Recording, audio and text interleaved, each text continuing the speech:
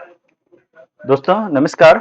मैं आज आपके समक्ष कक्षा छठी का पांचवा पाठ वृक्षाह लेकर के उपस्थित हूँ संस्कृत विषय के लिए। तो मैं आपके समक्ष पाठ प्रस्तुत करता हूँ।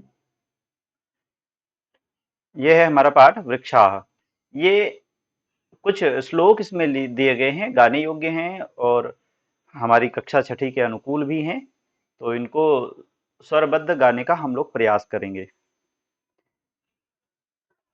एक बार मैं गाता हूं पहले अकेले, उसके बाद मैं एक लाइन दो दो बार बोलूंगा जिससे आप भी साथ में दोहरा सकें। तो कृपया दोहराइएगा अवश्य। पहले एक बार सुन लीजिए, केवल दोबारा में आप दोहराइएगा। अगर ना दोहराना आसान हो तो आप रोक रोक करके वीडियो दोहराइए, पर दोहराइए बहुत अच्छा। जब सीख जाएंगे तो आपको अच्छा लगेगा।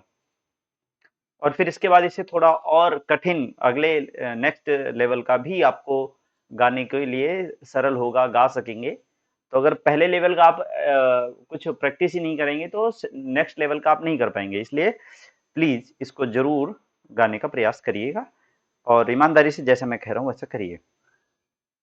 एक बार केवल सुन लीजिए पहले। वने वने निवसन्तो वृक्षाः वनं वनं रचयन्ति वृक्षा शाखादोलासीना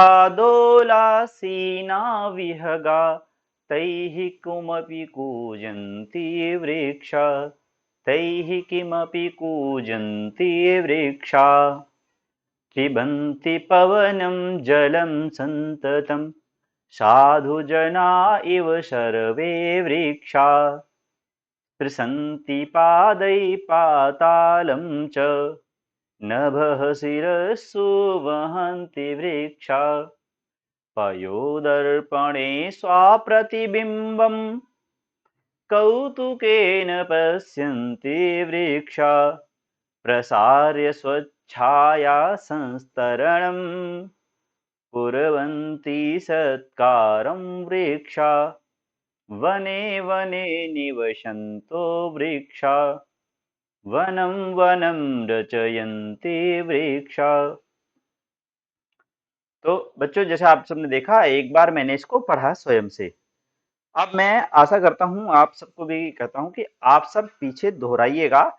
एक लाइन दो बार बोलूंगा, एक बार अपने लिए, एक बार आपके साथ के लिए। वने वने निवसन्तो वृक्षा वने वने निवसन्तो वृक्षा वनं वनं रचयन्ति वृक्षा वनं वनं रचयन्ति वृक्षा शाखादोलासीना विहगा शाखादोलासीना विहगा तैः किमपि कूजन्ति वृक्षा तैः किमपि कूजन्ति वृक्षा पिबन्ति पवनं जलं सन्ततं साधुजना इव सर्वे वृक्षा पिबन्ति पवनं जलं सन्ततं पिबन्ति पवनं जलं सन्ततं साधुजना इव सर्वे वृक्षा साधुजना इव सर्वे वृक्षा स्पृशन्ति पादैः पातालं च स्पृशन्ति पादैः पातालं च नभः शिरस्सु वहन्ति वृक्षा नभः शिरस्सु वहन्ति वृक्षा पयोदर्पणे स्वाप्रतिबिम्बम् पयोदर्पणे स्वाप्रतिबिम्बम् कौतुकेन पश्यन्ति वृक्षा कौतुकेन पश्यन्ति वृक्षा प्रसार्य स्वच्छाया संस्तरणम् प्रसार्य स्वच्छाया संस्तरणम् कुर्वन्ति सत्कारं वृक्षा कुर्वन्ति सत्कारं वृक्षा। तो बच्चों, जैसा कि आपने देखा, अभी हम लोगों ने इसको पढ़ लिया है। तो अब इसका अर्थ हम लोग चलते हैं अर्थ पर, और अर्थ हम लोग इसका जानते हैं। वने वने निवसन्तो वृक्षा, अर्थात निवसन्तो ये निवसंती से बना है, अर्थात निवास करते हैं। वने वने, वन वन में। जब दो बार शब्द प्रयोग होता है तो इसका मतलब प्रत्येक वन में, वन वन में, प्रत्येक वन में नहीं, सभी जंगलों में। निवसंतो वृक्षा, सभी वनों में, सभी जंगलों में वृक्ष रहते हैं। निवसंतो अर्थात निवास करते हैं। वनम वनम रचयन्ति वृक्षा, और एक एक वन की रचना करने, प्रत्येक वन की रचना करते हैं वृक्ष। वृक्ष ही बनाते हैं ना वन को। वृक्षम वृक्षाः वनम रचयन्ति, वन की रचना करते हैं। शाखा दोला सीना विहगा, देखिए शाखा दोला सीना ये तीन शब्दों से मिलकर बना है। शाखा, पेड़ की डाली को शाखा कहते हैं, जिसपे बहुत सारे पत्ते और बहुत सारी छोटी छोटी उसमें छोटी छोटी डालियां निकलती हैं, तो उसे शाखा कहते हैं, पेड़ की एक ब्रांच। तो शाखा, दोला कहते हैं झूले को, हमने दूसरे पाठ में पढ़ा था। आसीन मतलब होता है बैठना, तो शाखा की झूले पे बैठी हुई चिड़िया, विहगा कहते हैं चिड़िया को।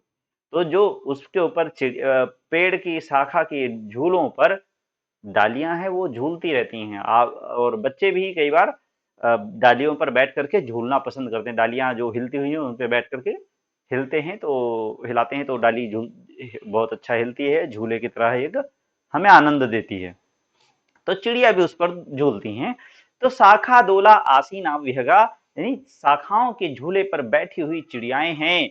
तई ही किमपि कूजंती वृक्षा, और कहीं उन्हीं के माध्यम से, तई ही मतलब उनके द्वारा, उन्हीं के द्वारा यानी उनकी सहायता से, उन्हीं के माध्यम से वृक्षाः कूजंती, पक्षी जो बोलते हैं चहचहाते हैं उसको कूजंती बोला जाता है। तो तई ही किमपि कूजंती वृक्षा, और वृक्ष कहीं उन्हीं के माध्यम से पूजन करते हैं, वृक्ष कहीं उन्हीं के माध्यम से पूजन करते हैं। तई ही किमपि कूजंती वृक्षा। फिर है अगला, और किम अपि मतलब होता है कहीं उन्हीं के माध्यम से, किम अपि मतलब तो कोई भी, तो कोई भी उन्हीं के माध्यम से, यानी उन्हीं सबकी सहायता से वृक्ष पूजन करते हैं। पिबंती पवनम जलम संततम, अर्थात पीते हैं। पिबंती एक होता है तो हम बोलते हैं पिबती, बालक जल पीता है, बालकः जलम पिबती। लेकिन बहुत सारे हैं तो हम बोलेंगे पिबंती, बालकाः जलम पिबंती।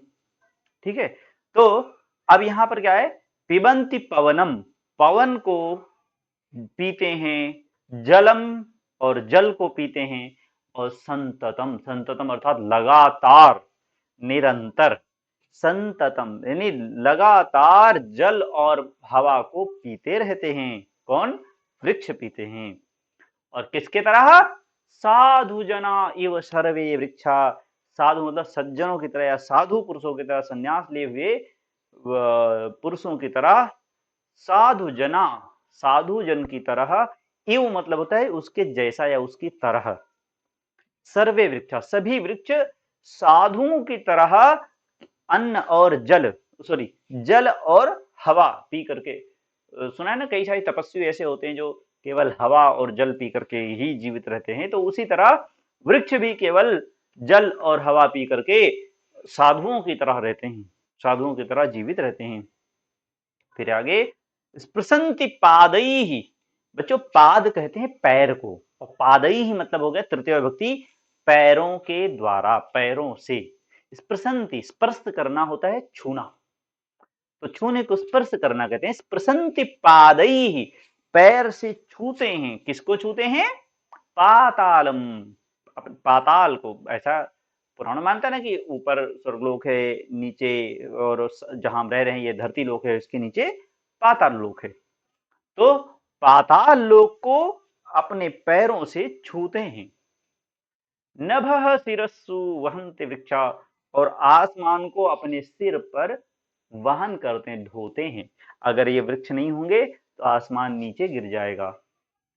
नभः शिरस्सु वहन्ति वृक्ष, और बादलों को अपने सिर पर उठाए रहते हैं, ढोते रहते हैं। तो बच्चों समझ गए। फिर अगला है, पयोदर्पणे स्वप्रतिबिंबम, जल के, आप यहां देख रहे हैं जो चित्र भी है, इस चित्र में देखिए नीचे जो नदी है उसमें वृक्षों के चित्र नीचे दिखाई दे रहे हैं।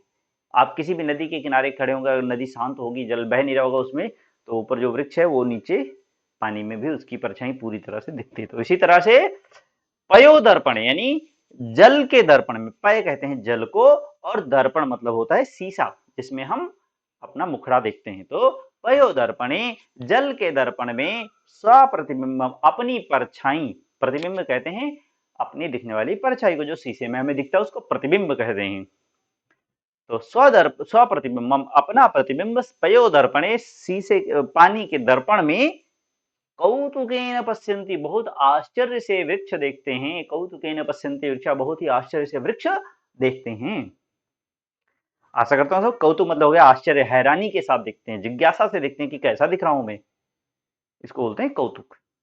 फिर है प्रसार्य, प्रसार्य मतलब फैला करके, क्या फैला करके, स्वच्छाया संस्तरणम अपनी छाया का बिछौना, बिछौना अर्थात बिस्तर, अपनी छाया का बिस्तर, संस्तरण कहते हैं बिस्तर को जिस पर हम बिछा करके लेटते हैं, तो अपनी छाया का बिस्तर बिछा करके प्रसार्य स्वच्छाया संस्तरणम कौतुकेन सॉरी प्रसार्य स्वच्छाया संस्तरणम कुर्वन्ति सत्कारम वृक्षा, वृक्ष सत्कार करते हैं। किसका सत्कार करते हैं, जो भी अतिथि आता है उनके पास जो भी आता है उसका वो सत्कार करते हैं अपनी छाया का बिछौना बिछा करके कि आइए आप हमारी छाया में आराम करिए। तो दोस्तों ये पूरा हो गया, डॉक्टर हर्षदेव माधव जी का रचा हुआ गीत है, और इसमें कुछ शेष तो नहीं रहेगा समझने को। अगर कुछ शेष लगे आपको तो आप कमेंट में कहेंगे, तो मैं इसको आपको और भी जो कुछ आवश्यकता होगी जो भी आप कहेंगे वो मैं पूरी करूंगा। एक बार देख लेते हैं, रिपीट कर लेते हैं हम इसके अर्थ को।